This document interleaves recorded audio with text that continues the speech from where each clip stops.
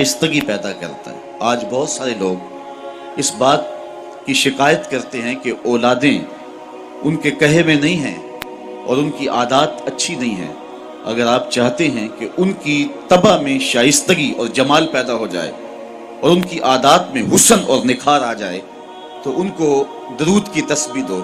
نتیجہ کیا ہوگا کہ ان کی عادتیں خود بخود سنورنا شروع ہو جائیں گی اور آپ چند دنوں کے اندر دیکھیں گے اور ایک اچھے اور پاکیزہ انسان کی صورت میں نشو و نما پا رہے ہیں۔ درود شریف انسان کی صلاحیتوں کو جلا بخشتا ہے، انسان کو ذکاوت، ذہانت اور اس کو فہم و ادراک کی دولتوں سے مالا مال کرتا ہے۔ درود شریف کی یہ تاثیر بھی ہے کہ اس سے زبان میں اثر اور رس آ جاتا ہے۔ کسی نے اقبال سے پوچھا تھا کہ تیرے شعروں میں یہ شہد کہاں سے آ گیا؟ جو سخنور ہیں وہ جانتے ہیں کہ غالب کو اقبال سے بڑا شاعر سمجھا گیا ہے، جو حسن اور جو معاملہ بندی تغزل میں اور تراکیب کے استعمال میں جو حسن وہاں پایا جاتا ہے وہ اسی کا جو ہے وہ خاصہ ہے، لیکن جو عزت، جو تکریم اور جو شان اقبال کا مقسوم ہوئی وہ غالب کا مقدر نہ ہو سکی۔ تو یہ بات کسی نے اقبال سے ہی پوچھا، یہ بات پوچھی کہ حضرت یہ بات سمجھ میں نہیں آتی کہ آپ کے شعروں میں اثر اور شیرینی کہاں سے آئی؟ تو اقبال نے جو جواب دیا وہ سننے کے قابل ہے۔ کہنے لگے کہ میں نے 1.25 کروڑ مرتبہ حضور پہ درود پڑھا ہے، تو اگر حضور پہ درود و سلام پڑھو گے تو تمہارے لہجے میں رس پیدا ہو جائے گا، تمہارے انداز میں مٹھاس پیدا ہو جائے گی اور تمہاری گفتگو کے اندر شہد گل جائے گا اور تمہاری باتوں کی خوشبو پھیلتی چلی جائے گی۔ درود شریف کی بہت بڑی فضیلت یہ ہے کہ درود پڑھنے والا سب سے زیادہ حضور کی قربت پانے والا ہوتا ہے۔ آقا کریم نے فرمایا قیامت کے دن میرے سب سے نیڑے وہ ہوگا جو سب سے زیادہ میرے اوپر درود پڑھنے والا ہو۔ اور اس دور موجود کے اندر درود ہی تو شناخت ہے اہل حق کی، یہی تو شناخت اور پہچان ہے اہل حق کی۔ امام سخاوی نے القول البدیع کے اندر لکھا کہ حضرت امام زین العابدین رضی اللہ تعالی عنہ سے کسی نے سوال کیا، حضرت جب کثرت سے ترک اور فرق ہو جائیں گے تو زمانے میں اہل حق کو پہچاننے کا راستہ کیا ہوگا؟ جب ہر شخص اپنی طرف کھینچ رہا ہو اور قرآن و حدیث سے دلائل فراہم کر رہا ہو، ایک عام آدمی تو سمجھ نہیں پاتا کہ حق پہ کون ہے اور باطل پہ کون ہے۔ ہر شخص تو قرآن کی بولی بول رہا ہے، ہر لفظ کی، ہر شخص کی زبان پر تو حدیث رسول کا وظیفہ ہے، اور 72-73 لوگ ایک آدمی کو کھینچ رہے ہیں۔ کبھی آپ نے لاری اڈے پہ دیکھا ہے جو کنڈکٹر حال کرتے ہیں سواری کا، ایک بچہ کھینچ کے لے گیا، دوسرا سامان کھینچ کے لے گیا، تیسرے نے خاتون کو بازو سے پکڑا ہے اور اپنی بس کی جانب کھینچ رہا ہے، تو بعض خواتین غصے میں آتی ہے اور کہتی ہیں ہم نے کہیں بھی نہیں جانا، حالانکہ جانا تو کہیں ہوتا ہے، لیکن اتنے لوگ اپنی جانب اس انداز سے بلا رہے ہوتے ہیں کہ سر چکرا جاتا ہے۔ اس طرح لوگ اپنی اپنی جانب دعوت دے رہے ہیں، آواز دے رہے ہیں، بلا رہے ہیں، مختلف ڈھنگ اور مختلف طریقے۔ اس نے مہربانی کی امام زین العابدین سے پوچھا، حضرت جب فرق اور ترک مختلف ہو جائیں گے تو حق کو پہچاننا کس طرح سے ہوگا؟ تو حضرت امام زین العابدین نے جو جواب دیا وہ بڑا خوبصورت تھا اور واضح لفظوں میں صریح جواب تھا۔ فرمانے لگے جو اہل السنہ ہوں گے وہ حق کی راہوں کے مسافر ہوں گے۔ سائل نے دوسرا سوال پوچھا، اگر بہت سارے لوگ اسی عنوان کے ساتھ موجود ہوں، اسی ٹائٹل کے ساتھ ہوں، تو ان میں سے پھر اصلی سنی کو پہچاننے کا طریقہ کیا ہے؟ تو سنو امام زین العابدین نے جواب کیا ملا، جواب کیا دیا، آپ کے سینے میں ٹھنڈ پڑ جائے گی اور یہاں آپ آئے ہیں تو آپ کو اپنے پہ ناز ہوگا۔ حضرت امام زین العابدین فرمانے لگے من علامات اہل سنہ کثرت الصلاۃ علی رسول اللہ صلی اللہ علیہ وسلم، اہل سنت کی علامتوں میں سے ایک نشانی یہ ہے کہ وہ کثرت کے ساتھ حضور پہ درود پڑھنے والے ہوں۔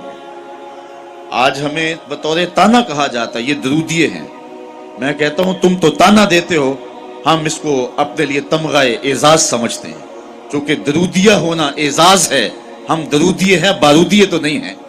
تو حضور علیہ السلام پر کثرت سے درود و سلام پڑھنا یہ حب رسول کو سینوں میں پیدا کرنے کا مؤثر ترین ذریعہ ہے۔ دوسری بات، اپنی نسل کو، اپنی اولاد کو، آنے والی نسل نو کو حضور علیہ السلام کے فضائل و مناقب اور حضور کی عظمتوں کے باب سکھاؤ تاکہ ان کے سینوں کے اندر حضور علیہ السلام کا پیار پیدا ہو۔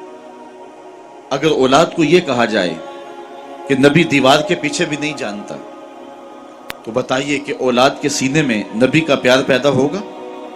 اولاد آج نہیں تو کل سوال کرے گی کہ سائنس کا عروج اور بانکپن یہ ہے کہ وہ پہاڑوں کی تہوں کے اندر چھپے ہوئے سونے اور چاندی اور اس کی مقدار کو بھی دیکھ لیتے، زمین کی کوکھ کے اندر جو چھپا ہوا تیل ہے اور کوئلہ ہے سائنس اسے بھی دیکھ رہی ہے۔ تو کیا سائنس یہ بانکپن اور یہ عروج رکھے کہ وہ پہاڑوں کی رگوں کے اندر سونے کے ذرات کتنے فیصد ہیں یہ بھی دیکھ لے، اور نبی دیوار کے پیچھے بھی نہ دیکھ پائے؟ تو آنے والی نسل کو کیا جواب دیا جائے گا؟ تو آنے والی نسل کو کہا جائے کہ ایسا نہیں ہے، اگر کسی نے یہ لکھا ہے تو اندھیرے میں بیٹھ کے لکھا ہے، بات دیوار کی نہیں ہے، اور نبی تو نبی رہا۔